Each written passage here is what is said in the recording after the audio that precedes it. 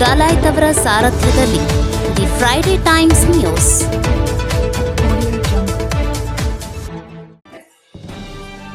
ರಾಜ್ಯ ಮಟ್ಟದ ಆಟೋ ಚಾಲಕರ ಮಾಲಕರ ಬೃಹತ್ ಸಮಾವೇಶ.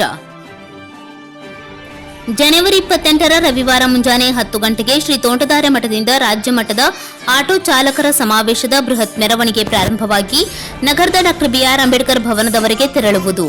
ಈ ಸಭೆಗೆ ಸುಮಾರು 5,000 ಆಟೋ ಸೇರುವ ಸಾಧ್ಯತೆ ಇದ್ದು, ಸಭೆಯಲ್ಲಿ ರಾಜ್ಯದ ಅನೇಕ ಜಿಲ್ಲೆಯ ಜನರು ಪಾಲ್ಗೊಳ್ಳುವ ಸಾಧ್ಯತೆ ಇದೆ ಎಂದರು.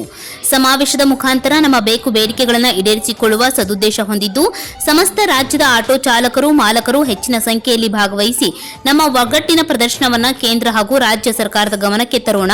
ಈ ಸಮಾವೇಶಕ್ಕೆ ರಾಜ್ಯದ ವಿವಿಧ ಆಟೋ ಸಂಘಟನೆಗಳ ಅಧ್ಯಕ್ಷರು, ಕಾರ್ಯದರ್ಶಿಗಳು ಹಾಗೂ ಎಲ್ಲಾ ಹಂತದ ಪದಾಧಿಕಾರಿಗಳು ಹೆಚ್ಚಿನ ಸಂಖ್ಯೆಯಲ್ಲಿ ಆಟೋ ಚಾಲಕರನ್ನ ಕರೆತಂದು ಸಮಾವೇಶವನ್ನು ಯಶಸ್ವಿಗೊಳಿಸೋಣ. ಈ ಐತಿಹಾಸಿಕ ಸಮಾವೇಶದಿಂದ ರಾಜ್ಯದ ಎಲ್ಲ ಆಟೋ ಚಾಲಕರನ್ನ ಒಂದೇ ಸಂಘಟನೆಯಲ್ಲಿ ತಮ್ಮೆಲ್ಲರ ಪಾತ್ರ ಬಹುದೊಡ್ಡದಾಗಿದೆ ಎಂದು ವೆಂಕನಗೌಡ ಗೋವಿಂದಗೌಡ ತಿಳಿಸಿದರು.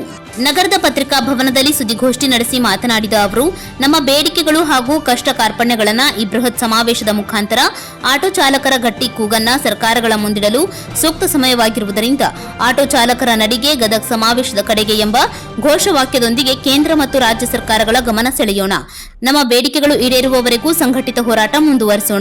ಆದ್ದರಿಂದ ಈ ಬೃಹತ್ ಸಮಾವೇಶದಲ್ಲಿ ತಾವೆಲ್ಲರೂ ಹೆಚ್ಚಿನ ಸಂಖ್ಯೆಯಲ್ಲಿ ಸಕ್ರಿಯವಾಗಿ ಭಾಗವಹಿಸುವಂತೆ ಆಟೋ ಚಾಲಕರ ಒಕ್ಕೂಟದ ಎಲ್ಲಾ ಹಂತದ ಪದಾಧಿಕಾರಿಗಳು ಭಾಗವಹಿಸುವಂತೆ ಹೇಳಿದರು.